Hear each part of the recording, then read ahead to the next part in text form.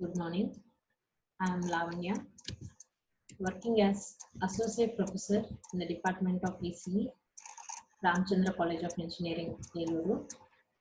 Today, I am going to discuss about AC analysis of differential amplifiers from linear IC applications subject. In the previous class, we have discussed about DC analysis of differential amplifier. In continuation to that, today we are going to discuss about AC analysis of differential amplifier.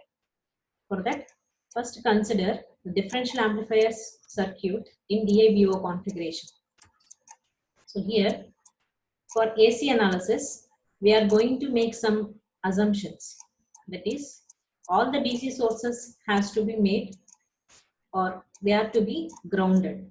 So here we have to remove this minus VEE as well as plus VCC, and we have to replace this two DC voltage sources with ground symbols.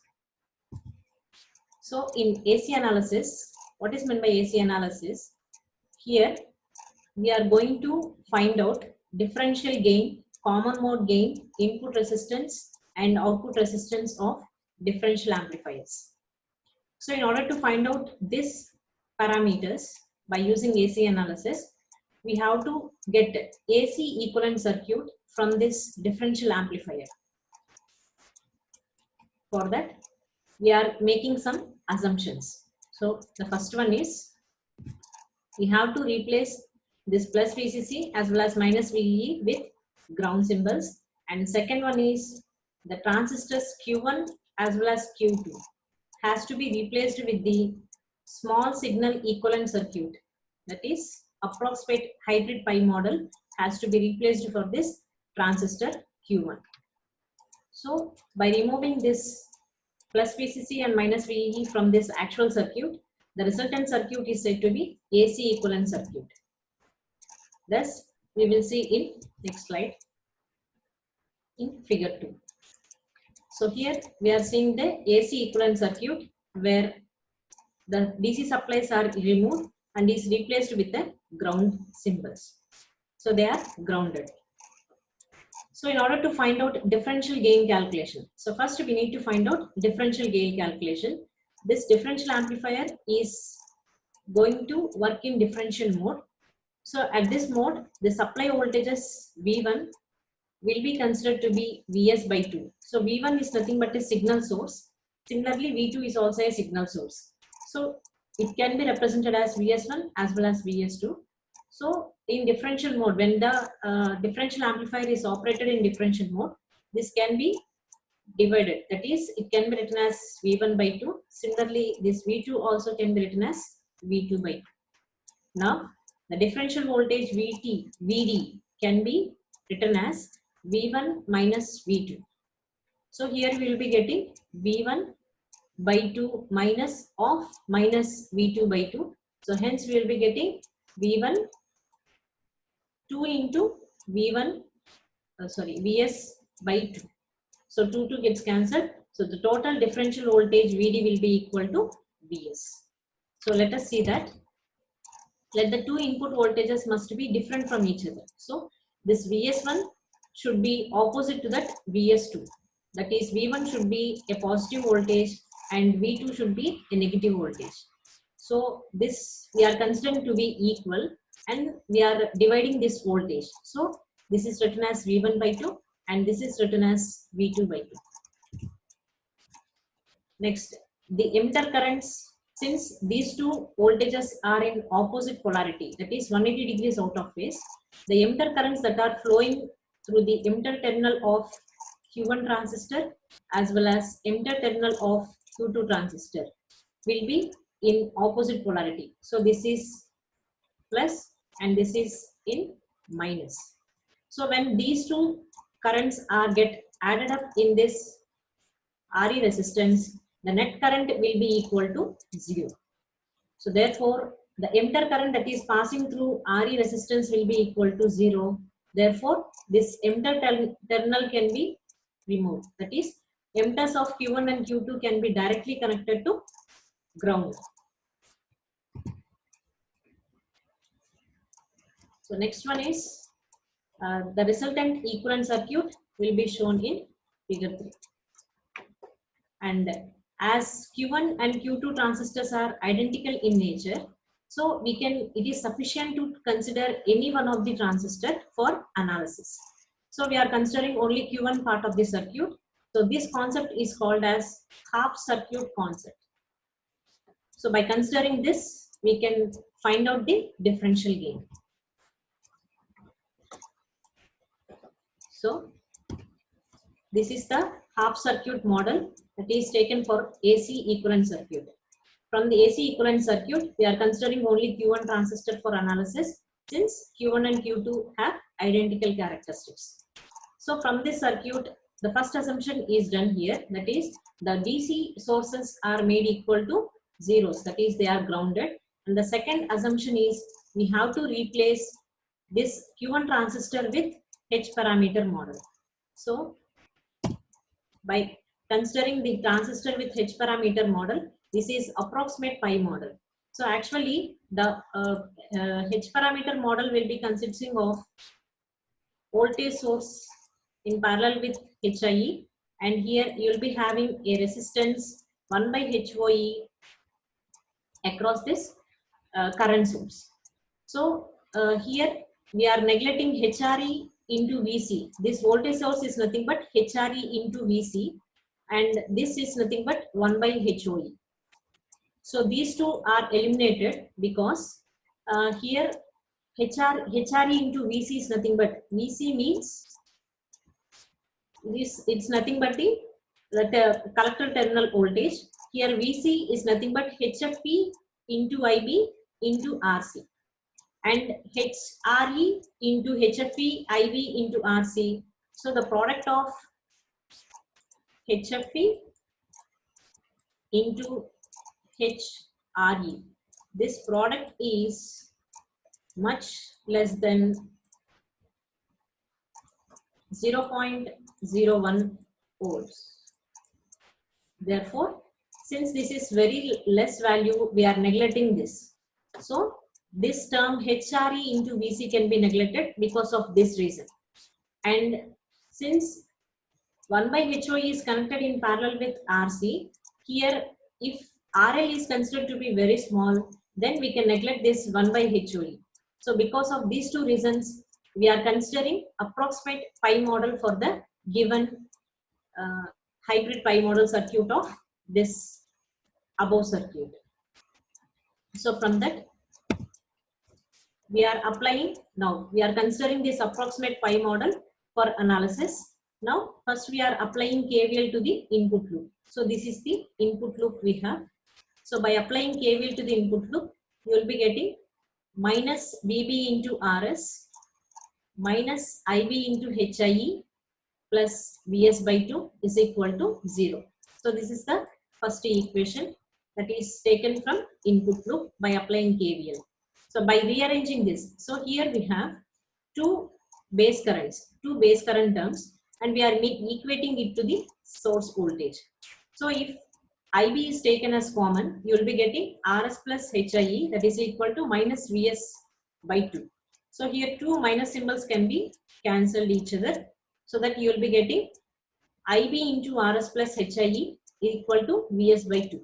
Now if you are equating this in terms of IB, that is IB is equal to Vs divided by 2 into RS plus HIE. So this is the base current that is flowing through this input loop. Now we are considering or applying KVL to the output loop, and we are getting output expression, that is V0 is equal to minus HFE into IB into RC. So this is the output expression. Now from above equation, we have to substitute IB. IB is replaced with the above expression, and we get V0 is equal to minus HFE into RC into Vs by 2 into RS plus HI. So this is the expression for output. But we require here AD. AD means it's a differential gain. Gain in the sense output by input source. I mean output by input voltage. So this is nothing but if we bring this input voltage to this side, you will be getting V0 by Vs, which is equal to minus HFE into RC by 2 into RS plus HIE. So this is nothing but what? Gain. So in order to make this gain to be differential gain, this source voltage should be equal to V. So how it is equal, we will see here. So as the voltage is differential input voltages both are in opposite phase. So that is we are applying Vs by 2 and this is minus Vs by 2.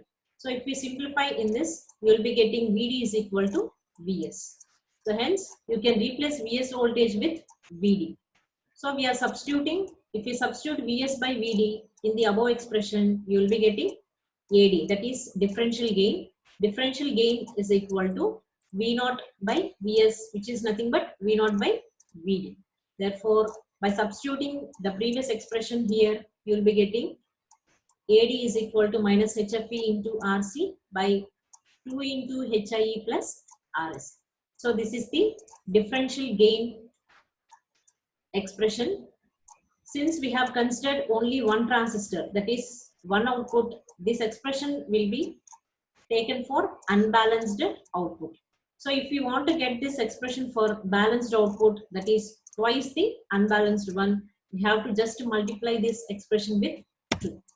So here for balanced output, equation 5 can be written as 2 into minus HFE into RC divided by 2 into HIE plus RS. That is just we are multiplying the given expression with 2. Now numerator and denominator 2 get cancelled. So the final expression AD will be equal to minus HFE into RC by HIE plus RS. So this is the differential gain for dual input balanced output. So this is for balanced output. So here we can make a note that irrespective of the input, whether it is single or dual input, if output is unbalanced, then equation 5 will come into picture for differential gain. Whereas if the output is balanced output, then equation 6 can be taken for the differential gain. So this is about the differential gain concept.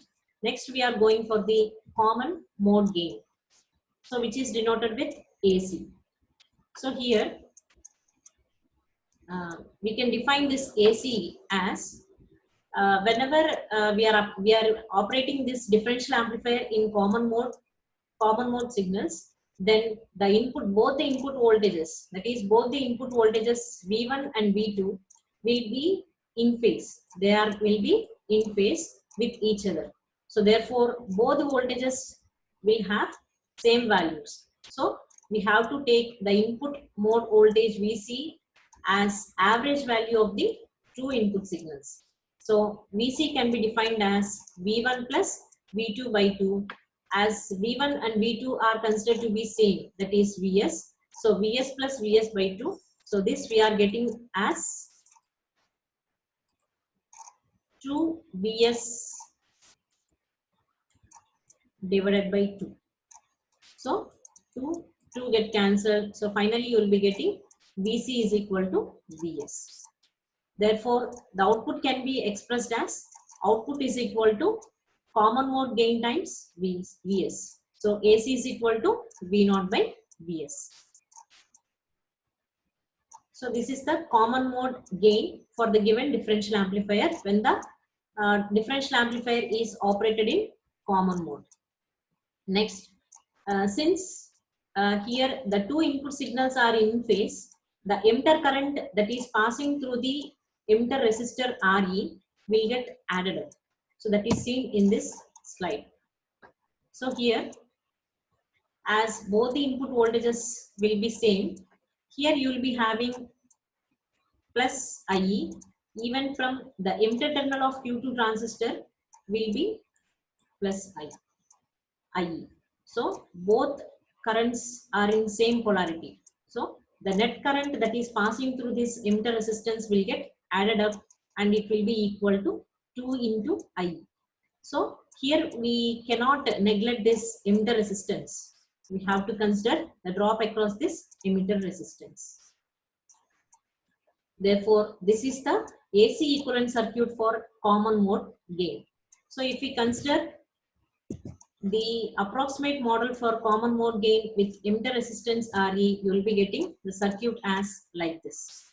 So this is the input source voltage and its resistance, and here you have output section. So this is the in between, that is transistor model, that is transistor equivalent circuit. So in order to analyze this, first we are considering only input part of the circuit. So first you will be getting only the input part of the circuit. We are considering this and we are applying KVL to the input loop. And before this, we have to make some assumptions, or we have to consider some key points. That is, the current through RC is considered to be a load current. So this is the collector resistance. The current which is passing through this collector resistance is considered to be the load current. So this is the load current we have. And effective emitter resistance is 2RE.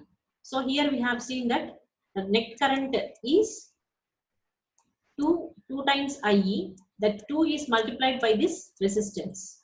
So here we are replacing it with it. Instead of RE, we are considering it as 2RE. So the effective emitter resistance can be taken as 2RE. Next, current through emitter resistance.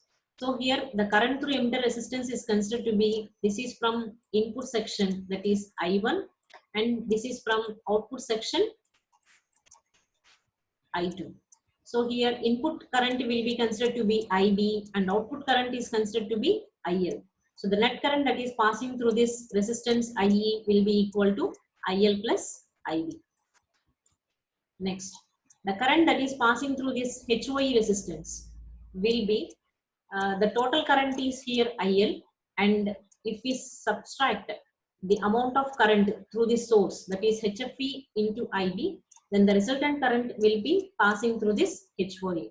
So the current that is passing through HOE can be written as IL minus HFE into IB. So these are the relations that we have to consider from this circuit.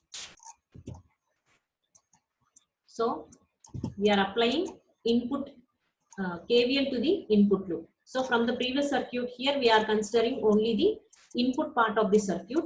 So for this circuit, you are applying KVL to this loop like this.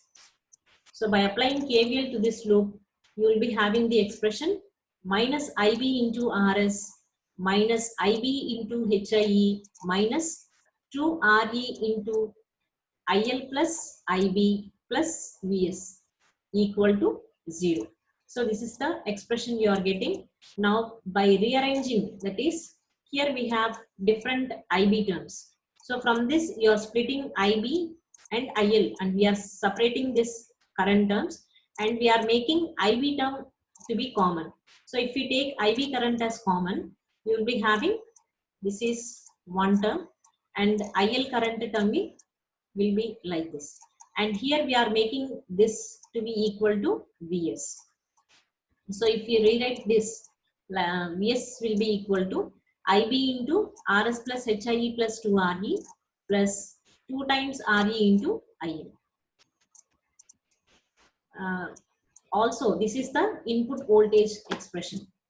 Also, from the output loop or from the output section, you will be having V0 is equal to, that is circuit output voltage will be equal to minus IL into RC, where this negative sign is because of the assumption of direction of current. So this is the output expression. Next, we are considering output loop for further analysis. So this is the output part of the circuit we are considering. So now by applying KVL to this output loop, you will be having the expression as minus IL minus HFE into IB by HOE minus 2 into RE into IL plus IB minus IL into RC is equal to 0. Now even here also we are rearranging all the terms and separating IB terms to one side and IL terms to one side. So you will be getting the resultant equation as like this. So by cross multiplication and simplification, finally you will be getting IB into HFE minus 2 RE into HOE will be equal to IL into 1 plus HOE into 2 RE plus RC. So from this expression, you are making it in terms of IL by IB. So IL by IB, if we take, you will be getting this expression.